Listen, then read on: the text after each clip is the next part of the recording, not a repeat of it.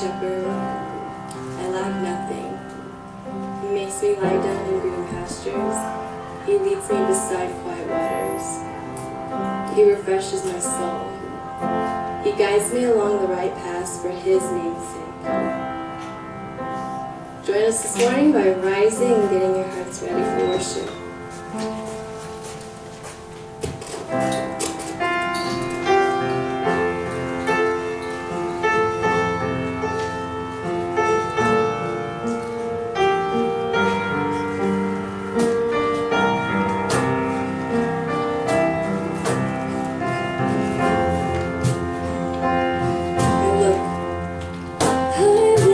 To the shepherd, He meets all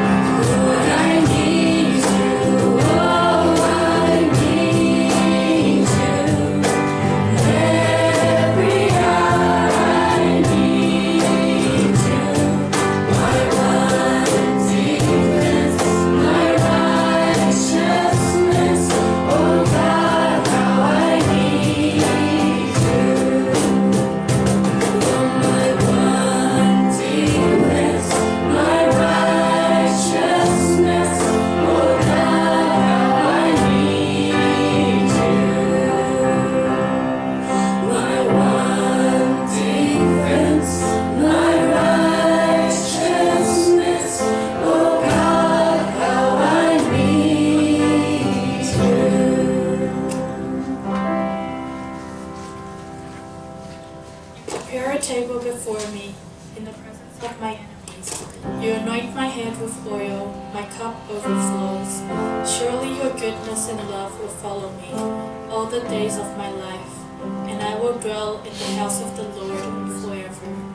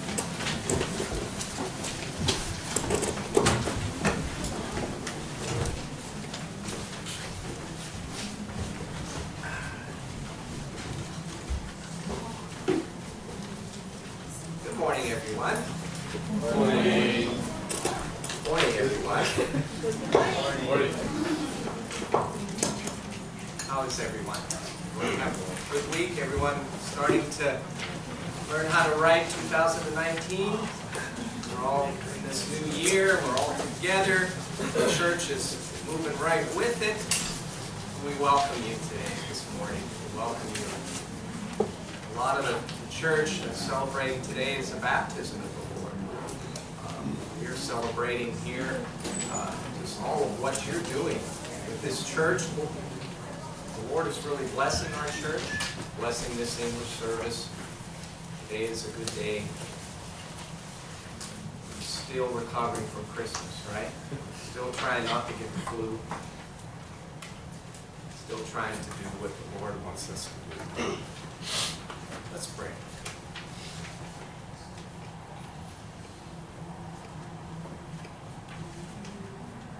Heavenly Father, your mercy is upon us. In your kindness, Lord, you reach out to us to lift us up and to draw us closer to you. You do that every Sunday through fellowship. And you bring us here to this church to do so, Lord. But before that happens, you have to get us to church. You have to wake us up. Just like the Israelites, who used a lot of ruses and excuses to not seek fellowship with you. We too have that struggle every single week. Oh, it's raining outside. I don't have my favorite jeans. It's too far. I'm not feeling good. It's my only day to sleep in. So many times we come up with excuses and ruses to avoid fellowship with you. Just like what we'll read today and we'll study today. We all come from the same place of being in the world but not of the world, Lord. Yet you bring us into a higher place of fellowship. You call us closer to you. And it begins every single week when you call us here. Lord, we're here. Here we are. We're in place. This church is in place. This church is moving where you want it to go. We are following your will. And as families within this church, we are following your will. We are trying to put the world aside and to draw closer to you. So Lord, bless this day. Bless it as only as you can. You've already blessed the music, blessed the prayers, and blessed us with getting here and being in position to hear your word. Let your word be a sword now to pierce our hearts and to understand what you wish to teach us. Help this church move in the direction that it is moving, to stay the course through all the trials and distractions, Lord. We just, as a church, one body, one spirit, one faith, we move with you.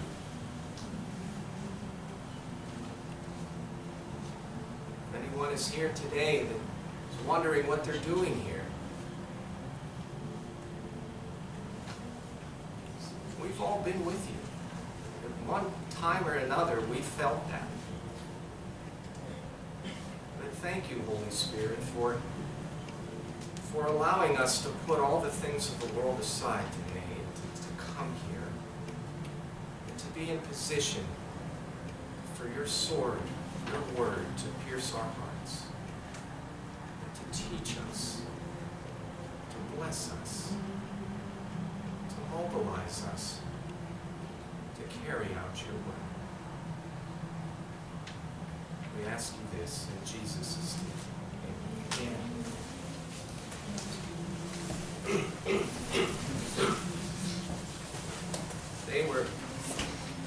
Pastor Kelyn is taking from Joshua, chapter 9, verses 3 and 6.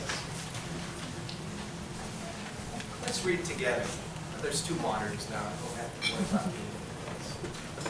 Let's read one voice. However, when the people of Gibeon heard what Joshua had done to Jericho, they resorted to a ruse. They went as a delegation whose donkeys were loaded with worn-out sacks and old wineskins, cracked and mended. They put worn and patched sandals on their feet and wore old clothes. All the bread of their food supply was dried and moldy. Then they went to Joshua in the camp at Gibeon and said to him and the Israelites, "We have come from a distant country. Make a treaty with us." We have it. Without further ado, we'd like to bring up Pastor Kelyn to bring the word. You have 2 months. Okay. Thank you.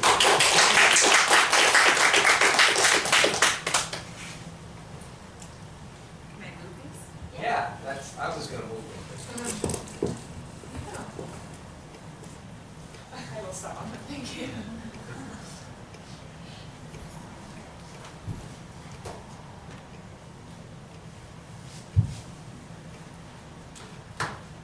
Good morning, good morning, good morning. Morning. Lovely to be with you guys this morning. Today we're going to be, again, just back in Joshua. Last time I was here, we talked about kind of this brutal story where someone had sinned and the entire nation of Israel was kind of held accountable, and they went through and systematically found out who had committed the sin and then ended him. And we're in kind of another brutal story. All of Joshua has a lot of like these really kind of intense stories that are sometimes feel difficult to justify when we look at the Old Testament and Jesus, and it's kind of these tough things to not easily go to like, oh, well, that's different. It's the same God. So I think it's important as we're reading this today that we would just look through it and realize it's not like we have a Jesus God and then we have a God and they're different, all the same character. So when we feel ourselves kind of drifting to, oh, well, that's the Old Testament God, let's try and keep in mind that this is still Jesus. So today we're going to be talking about the people that live in Gibeon. So there's a guy in the Bible named Gideon, and then there's people who live in a city or in a place called Gibeon.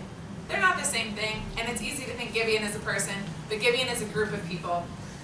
So we're going to be talking about Gibeon, the people of Gibeon, and how they decided to handle the Israelites. So we're just going to start reading and dive in from there. So we're in Joshua, book of Joshua, chapter 9.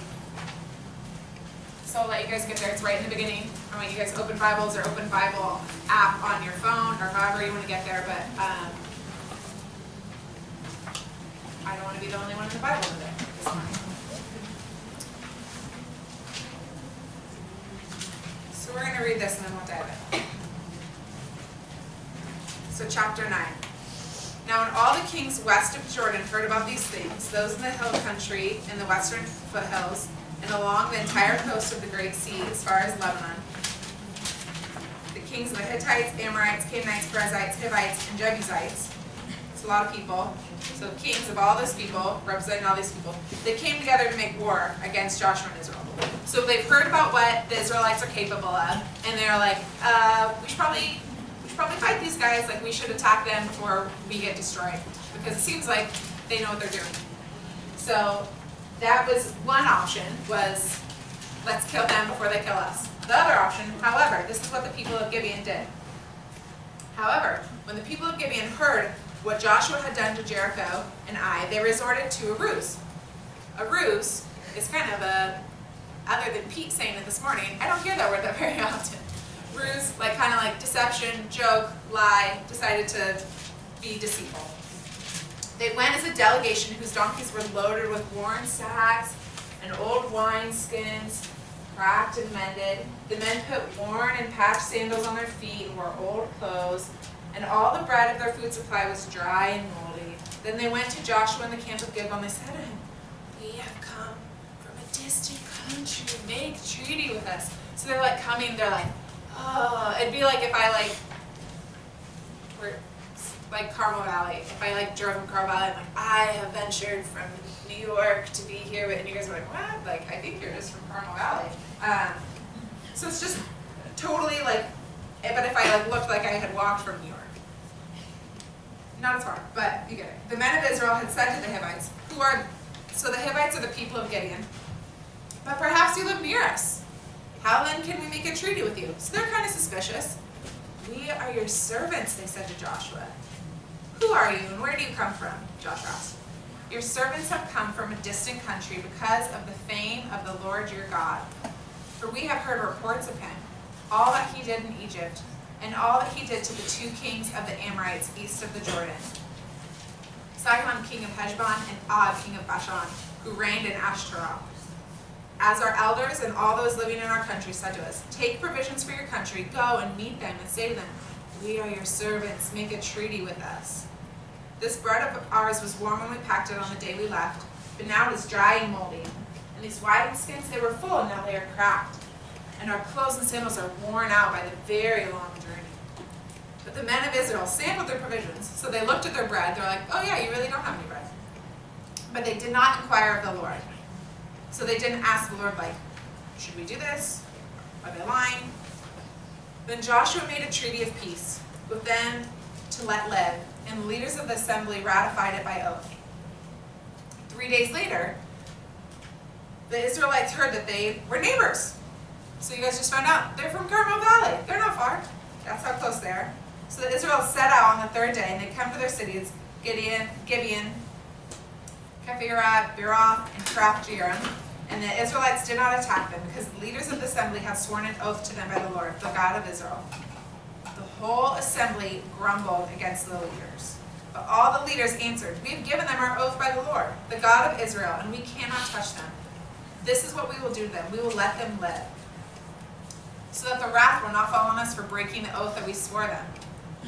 Let them live, but let them be woodcutters and water carriers." So then Joshua summons them. He summons the Gibeonites, and he's like, "Why did you lie? Why were you trying to deceive us?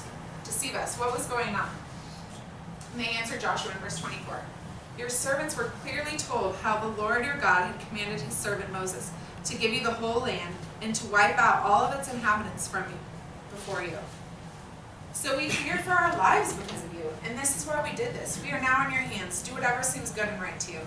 So Joshua saved them from the Israelites, and they did not kill them, and they became their servants. So when I first read this and I looked at this, and you look at the people from Gibeon, for me, I think we should all be like the people of Gibeon. They don't naturally seem like a great example of Christian faith. Like, their whole story is how they lied, how they were deceitful. But then as we go through and we kind of look at some of the different pieces, maybe not necessarily in their actions, but in this whole story, we see that there are some examples of what we should do, obviously what we shouldn't do.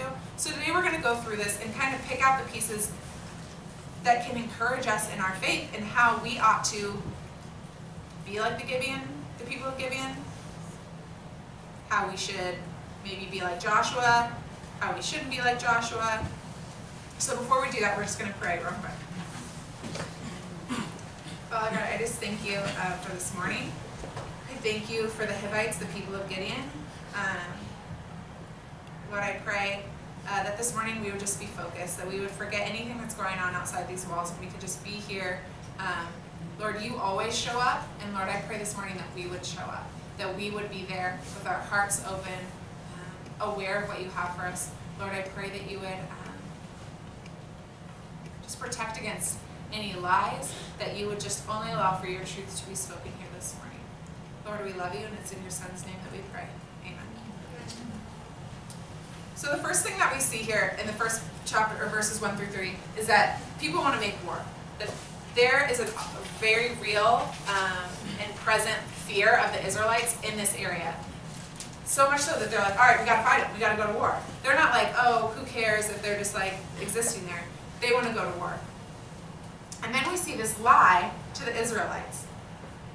So they show up, first thing, and they're trying to deceive them. They don't want to start off their relationship on an honest note, like, hey, we believe in your God, it's all going to be good. They feel the need to be deceptive. And we learn later that that's because that's what God had commanded the Israelites. God had commanded the Israelites, don't make a connection with other people in that area. You can make a connection with people that are far away, but don't make a connection with the people there. Don't allow treaties with anyone. So go further away and don't. So they knew that they had to lie. And we see this in the Bible multiple times, where there's this need, if you're going to survive and walk with the Lord, there's this need that you need to submit. There have been times when I have decided that I want to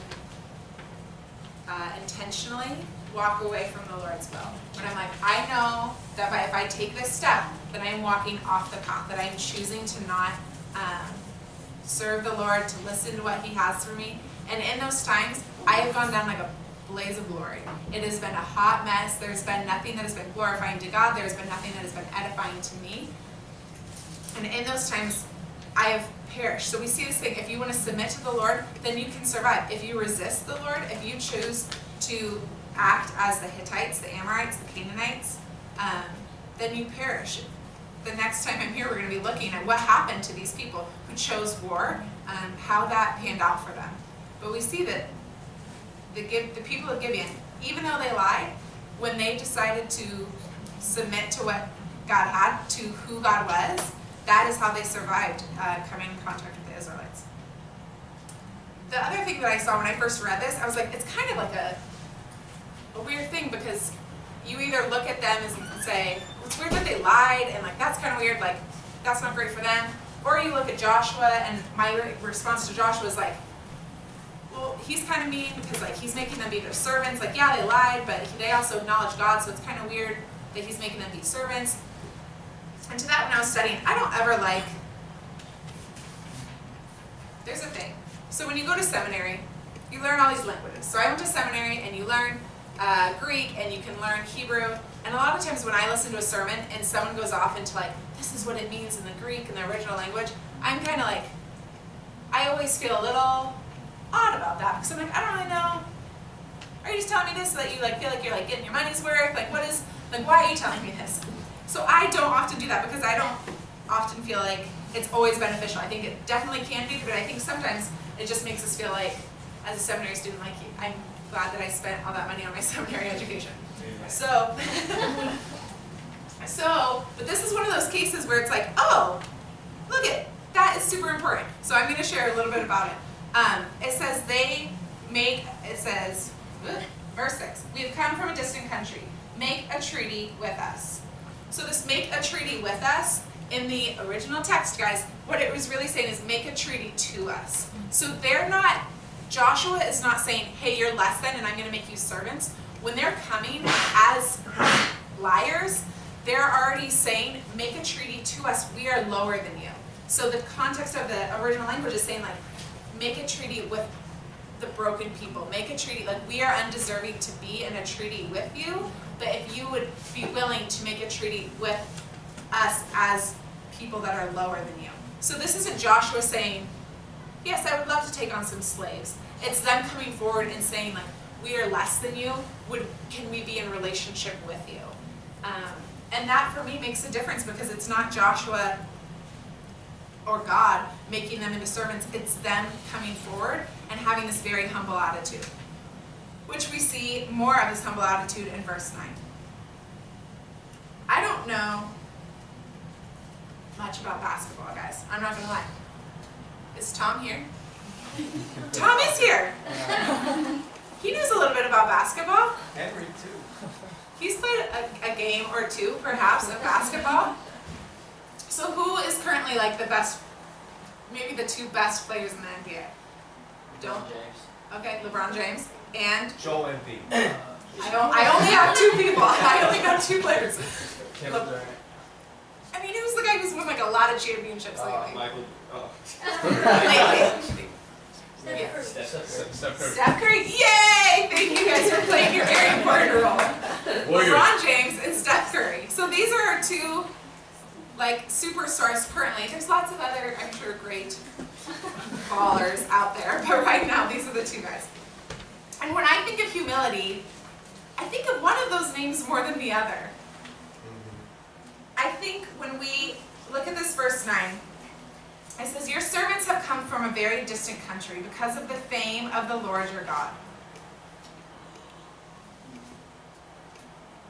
Hey, Taiwanese Lutheran Church, how are we doing at making the Lord our God famous? Are we doing okay with that? Yeah. Could we be doing better? Sure. So that's my question. As individuals, are we humble enough to see God at work in our lives? I think it's so easy for any type of success, anything, for us to say, well, I worked really hard and that's on me. And to not hand that over and be like, that was the Lord. Any good and perfect thing that we know is from the Lord.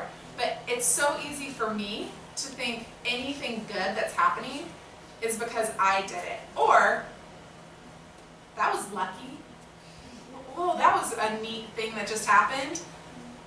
And then when those things happen, I know that I am not very quick to tell others about that being the Lord.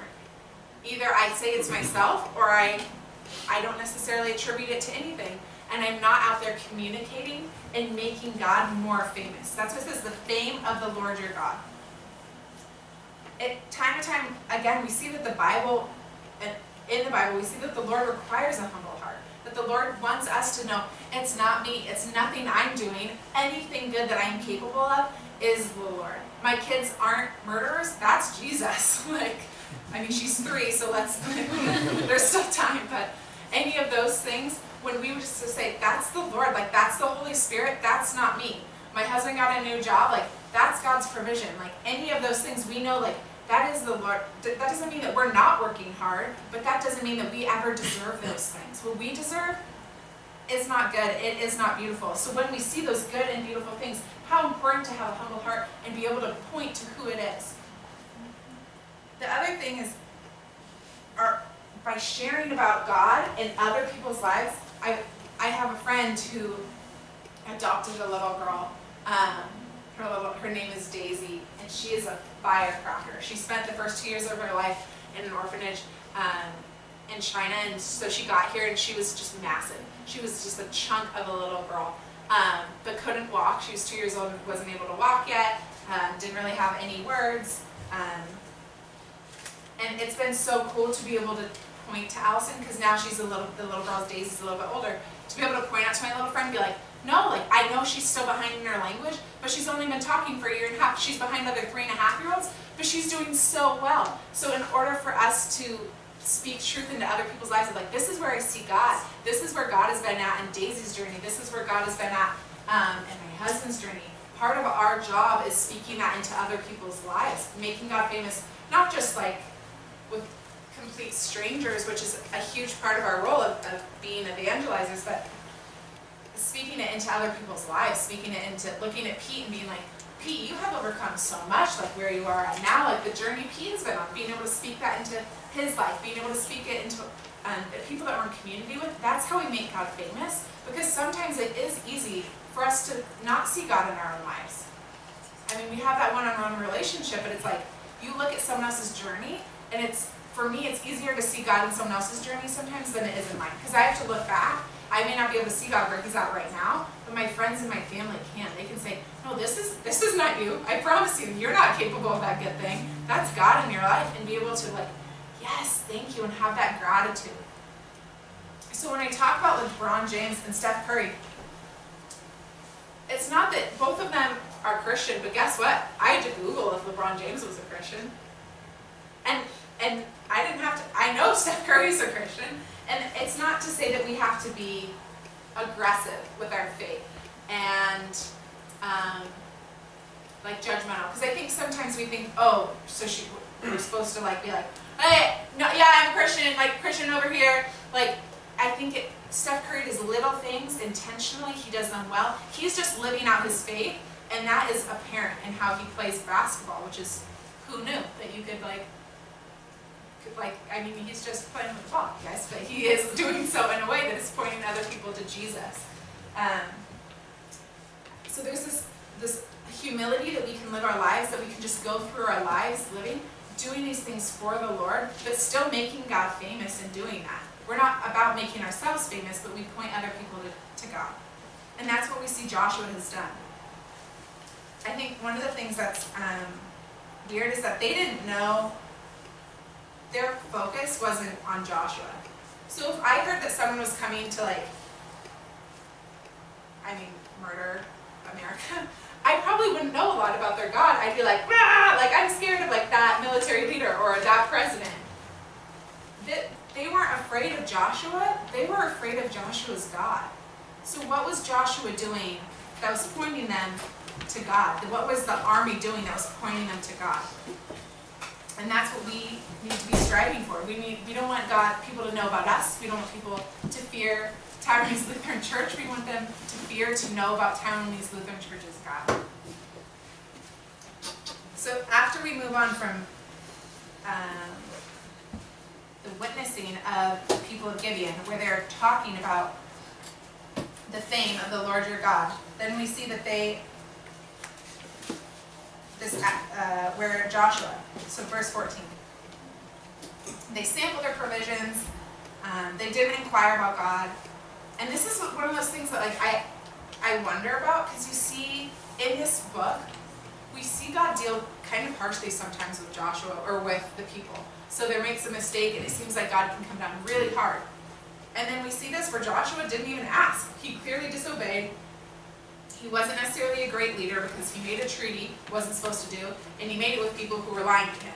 Another no-no. And God is silent. We don't see God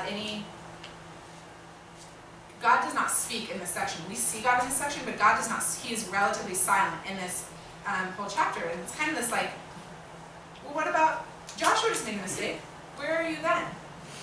And for me, what that is really reflecting is both that God deals with the heart, but also what I see more in this interaction with Joshua is that Joshua as a leader isn't perfect. That any of these conquests that he's able to be successful in is because of the Lord.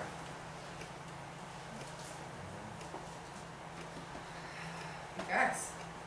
I like Joshua, but I think sometimes he's amazing and he conquers these crazy things, and then other times you're like, you're not even going to ask? You're not even going to ask if it's okay to enter into a relationship or into a treaty with these people? And then the Israelites are mad. They're annoyed by their leader. They're saying, we just got deceived. Once it's found out that they're deceived, they're like, okay, let's go kill them because they deceived us. They feel slighted. And on one hand, we see Joshua failing as a leader, not consulting God, making a treaty. And then on the other hand, we have this very important piece. This piece that shows us why it's more important that Joshua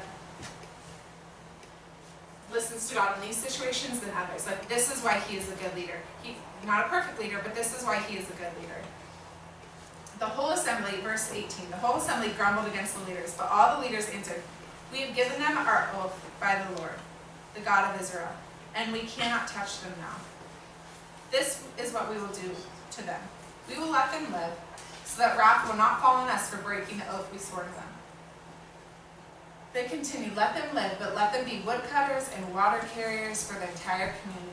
So the leaders' promise to them was kept. I love that this is where Joshua shines.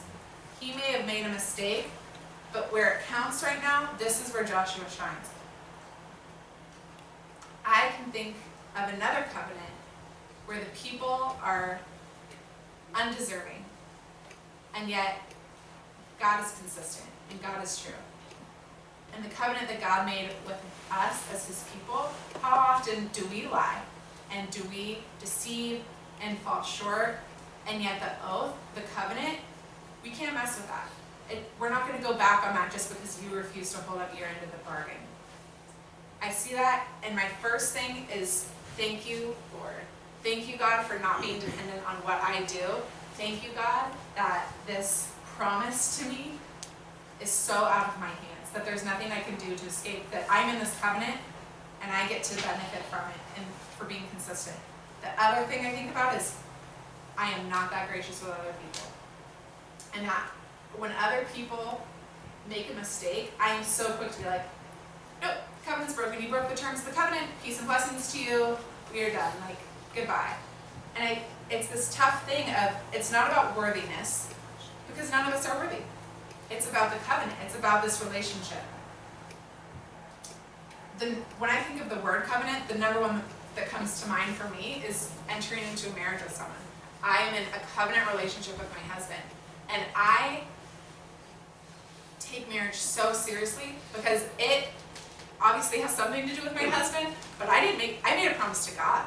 Like, my husband's part of it, like, he gets to reap the benefits of that because I'm not going anywhere, but I'm like, I made a promise to God. Sorry, homie, like, we're stuck with each other because we promised Jesus that we were gonna, like, stick through this thing. And there are times when that is beautiful, and there are times when that is like, you better be thankful that I made a promise to God, because I am like, want to skin you right now. And it's this tough thing, and I think of other covenants of that maybe aren't as formal. Like, when I think about my husband, there was a very there was a ceremony, there was a moment where we were not in a covenant, and then we entered into a covenant. I think of some friendships that where there wasn't a ceremony, like, it has been years and years and years in the making, and I am now committed to those people. And it is not about what they could do. I am there. I am consistent. You show up. I think about, for a lot of people, that's what their family is. And that's not to say, I always feel hesitant talking about this stuff because I know that there's those relationships that are so unhealthy. that are really toxic and that you need to still show up, but need to maybe take a step back because it's that's not what the Lord has at the moment. But I think for a huge part of it is showing up to those covenant relationships that you made, whether that other person shows up or not. And that's something I'm not great at, but that's something my husband is so wonderful at. He's the most loyal person I've ever met. I will sometimes be like, they never come to our kid's birthday party, why do we have to go to theirs? And you guys think I'm kidding, but that's, I have really good days, guys. But my husband's just like, but we love them, and we love their kids, so why would we not go to their birthday? And I'm like, because they didn't come to ours. And it's so easy for me to get petty and think about, they did this, so I'm going to do this. And I don't want to hurt them. I'm just like, well, it doesn't matter to them, so what? And instead of just showing up and loving them, regardless, I'm not called to love someone based on how they love me. I'm just called to love people. And I love that Joshua here, he has no interest in reneging on this covenant. He has no interest in flaking out of it because Joshua deeply understands the power of covenants. He knows what they mean, and he's like, I can't cheapen this. I can't make this into nothing. If I kill these people, if I hurt these people, it doesn't matter that they lied. I already gave them my word. As Christians, when we give our people our word, we're not doing so in a way that is flippant. When we give people our word, that's a covenant. And we're called to keep that because of the covenant that has been made with us. The next thing that I see that I just love in this passage is that when they're testifying to Joshua. So Joshua is like, okay, cool, you guys lied. Why? Like, this is where he's kind of calling them out. Why did you deceive us? You are now under a curse. A curse. You will never cease to serve us as woodcutters and water carriers for the house of my God. This language is very similar to, like, when we think about a curse, like I think about the curse that happened in Genesis where all of mankind was put under a curse. So I see this language of like, you are now under a curse. You will never cease to serve as woodcutters and water bearers. And that's kind of like what happened in Genesis, whereas you were put under a curse and now man will toil the soil and woman will like struggle and there will be animosity between you and all of this brokenness. And this is that same idea, like you were deceptive, you made a mistake, and yet there's this beauty of like, but I'm not going to cast you away. You get to still be in a relationship with us. It's going to look different than how it was intended, but you get to stay right here. And this is what the Hivites, the people of Gibeon, say. Your servants were clearly told how the Lord your God had commanded his servant Moses to give you the whole land and to wipe out all its inhabitants from before you. So we feared for our lives because of you, and that is why we did this. We are now in your hands. Do to us whatever seems good and right to you. The reason God wanted them, they had heard to wipe out all the inhabitants. They had heard about that. That's scary. Like if someone was like, you got to go clear out Southern California, it's like, ah. So like that's a scary idea that they are going to clear out this whole region. And my thing is like, okay, let's dig in. Why did the Lord your God command Moses to wipe out the whole area? And we look at it to figure out why, and what we see is kind of confusing to me. Because when I think about some of the reasons that I've stayed places, what I say is, well, Jesus sat with sinners, so I should like be with those people. But then what we see here is God is saying, we need to wipe out all of these people because I need to protect you guys. I need to keep you guys away from all of this temptation and idolatry. This next part of the Bible right here is pretty much all about the Israelites struggling with idolatry and being unfaithful to God. Guys, that's such a bummer. That's so heartbreaking. That's what God was trying to prevent so badly. He's like, no, let's get rid of all these people and you can just live. And it's almost like Eden. Like, I'm going to create this beautiful area. The way that Canaan is talked about is this beautiful region, and you're going to live there, and you guys can be with each other. And it's not going to be like Eden. I can't come and visit you and walk with you, but we can get rid of all of these these distractions and you can just live here and it will be perfect.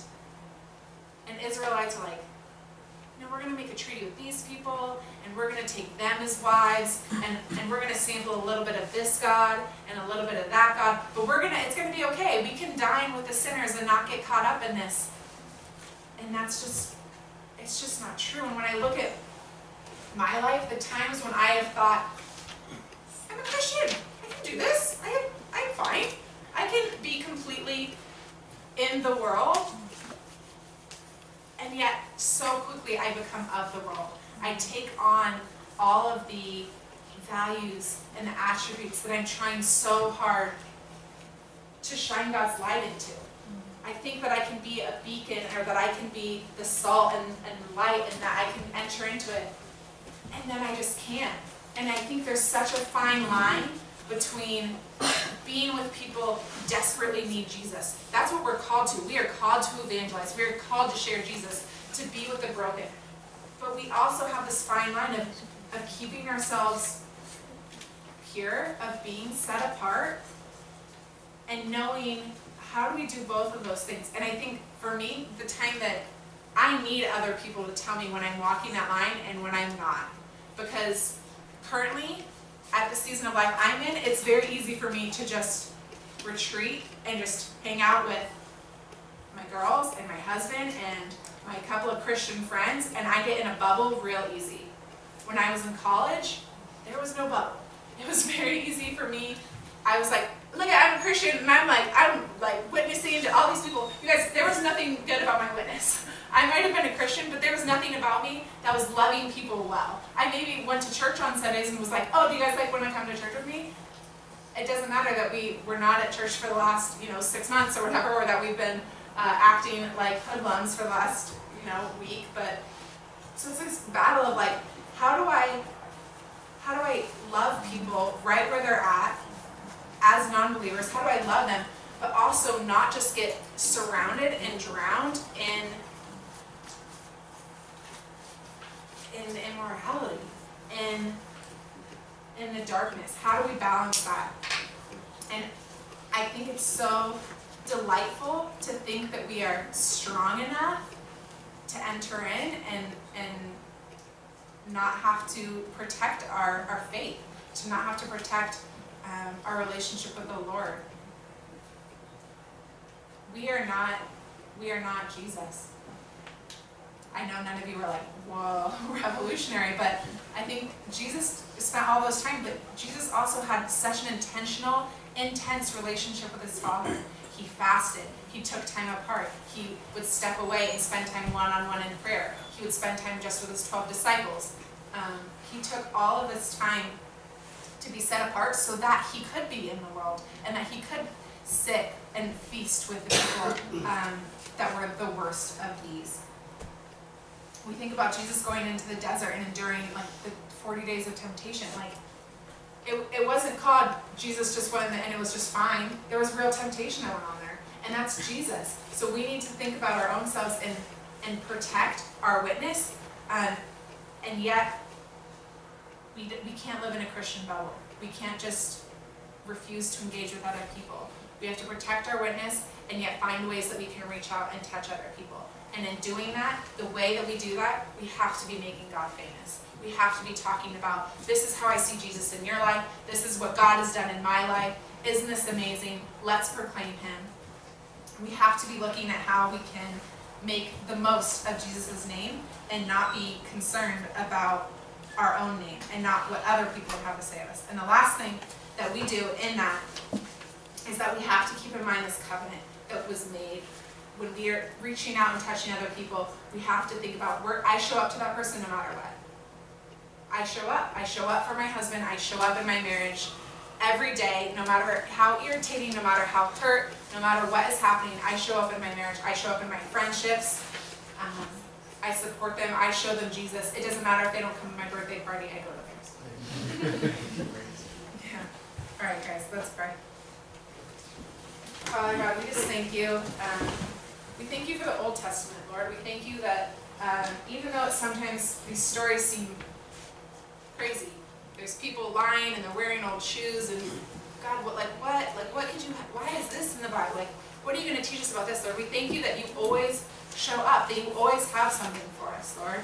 God, I thank you so much for Joshua. Lord, he was a flawed ruler, a flawed leader, but God, he led.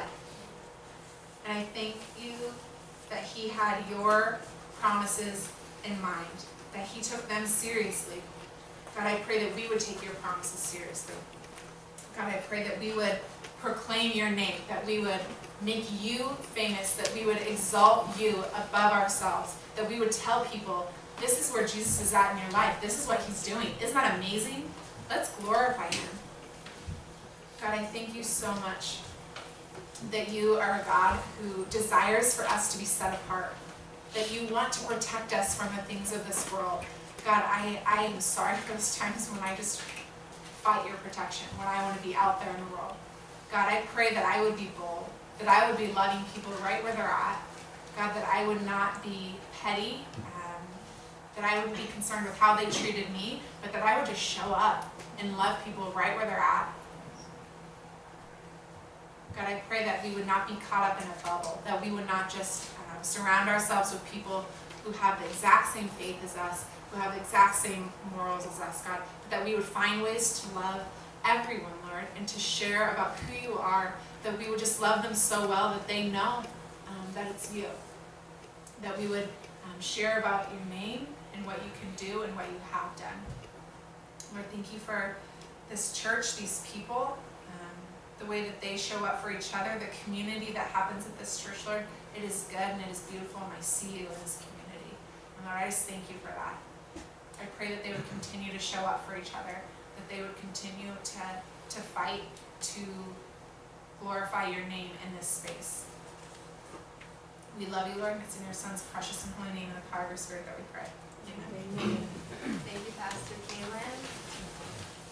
I think that's a very important question that we need to ponder. How good are we at doing at making our Lord famous? As we enter into offering and response, let us reflect on our covenant relationships with God and with others. And as the song goes, that we would trust him to lead us, and that our faith would be without borders.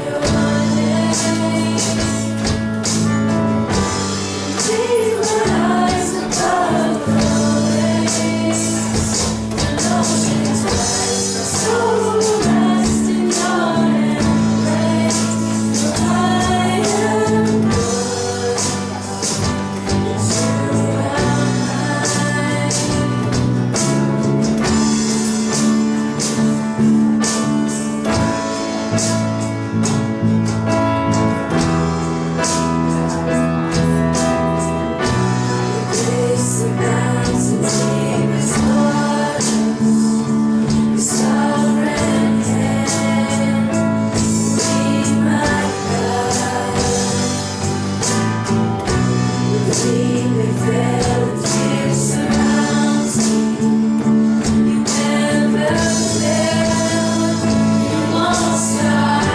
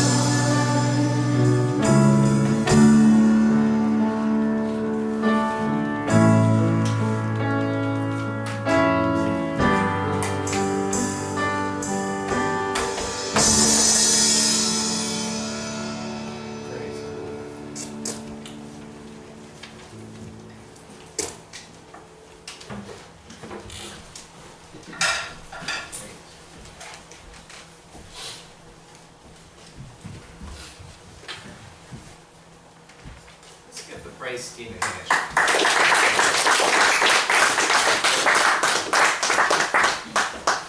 So you know, week in and week out, they don't just kind of get together on Sunday morning and say, oh, what do you want to sing? No, what do you want to sing? Let's pick this one. Let's do this one. They practice it, take it seriously. It's such an important part of our fellowship, any church's fellowship. So thank you so much, Joyce, and all of you, week in and week out. It just help us to get a little closer to the Lord, to sing joyful songs unto the Lord. Well, we come to this time where we thank you for coming to our English service here at Taiwanese Lutheran Church, TLC. It's an effort to get here, I know. It's cold outside, there's a threat of rain, but here you are. We are in fellowship. And so, each fellowship every Sunday, there's the same old group, the regulars, and then there's people that are new, that are coming to the service for the first time. Is there anyone here today that is here for the first time?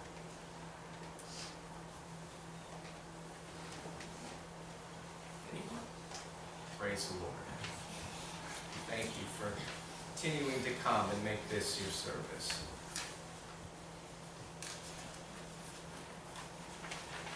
As with any week, we have a bunch of announcements of what goes on to the church. We welcome you to stay after our service and participate in our lunch fellowship. Have a hot meal and continue what we did up here. Continue. Men's fellowship will continue today in the Pluto room at 12:30, and we'll be talking about the disciplines of a godly man. It's in the Pluto room at 12:30. Due to Pastor Albert's travels, Thursday night English Bible study is going to take a break until February 14th, which is Valentine's Day. It's a good day to come back and fellowship. Pray for Albert in his travels. This Friday, on the 18th, the youth program will have an art night led by two talented artists, Shannon and Joshua, Big Joshua. Dinner will be served at 6:30 p.m. Joint praise and worship follows at 7:30. And youth, as always, invite your friends to come to join. This is a good night to come and do some art and to enjoy each other's fellowship and to have a hot meal.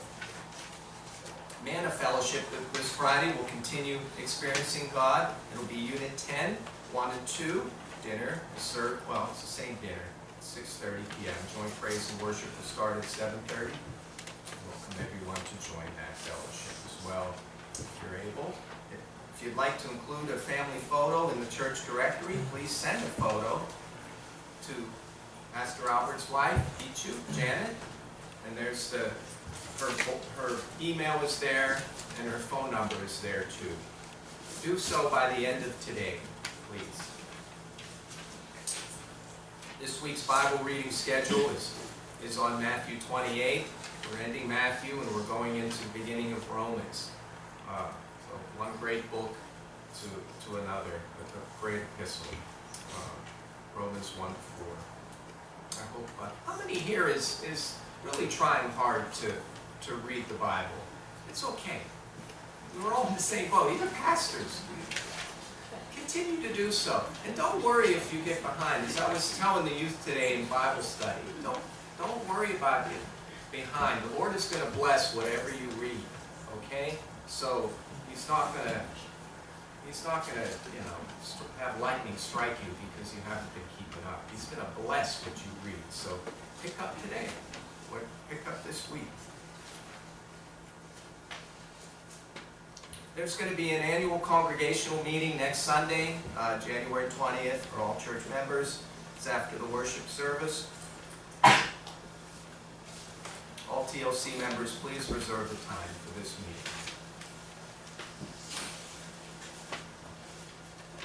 Please also join, if you can, at 9:30 every Sunday morning in the TLC library. We're going to try to pick some nuggets and things from the Bible and talk about it. Youth Fellowship is scheduled to clean the kitchen next week.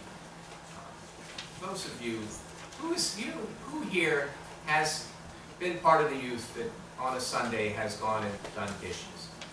Who here has done that? So you know what to do. And it's because next Sunday they're asking you to do it, so please reserve that time to do it. And you'll get a blessing. Amen? Amen. Let's bow our heads and pray for questions.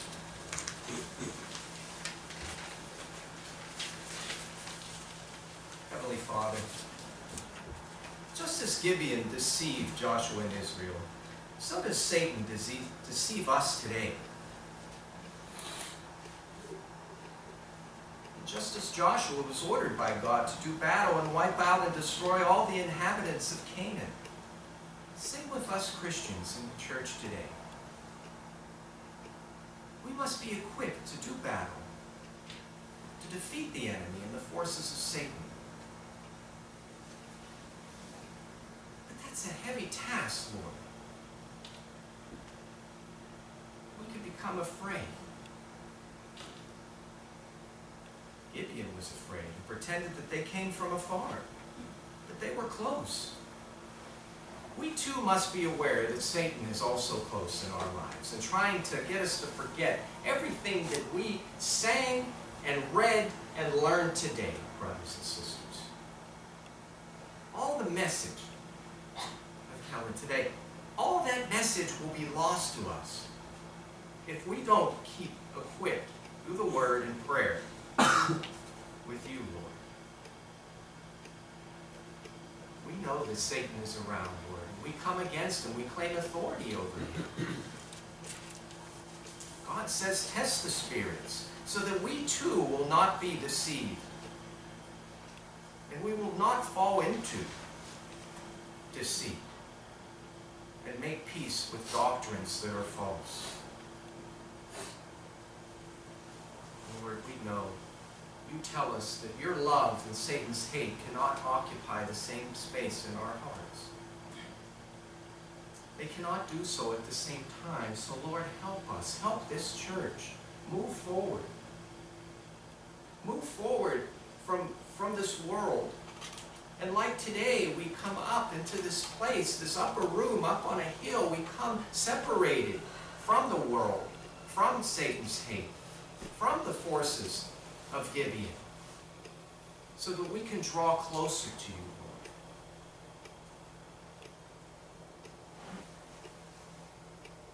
So that we can be, like your word says, hewers of wood and drawers of water unto all the congregation. Lord, we must carry the cross and to carry the waters from our baptisms in order to go where you want us to go, Lord. Go where you want this church, which we are all a part of, and fulfill your blessing to go. Help us to do so today. Help us as we go down the stairs in fellowship and in food, and we go off to our jobs and our classrooms during the week, Lord, that we will be carriers, hewers of the wood, carriers of your cross.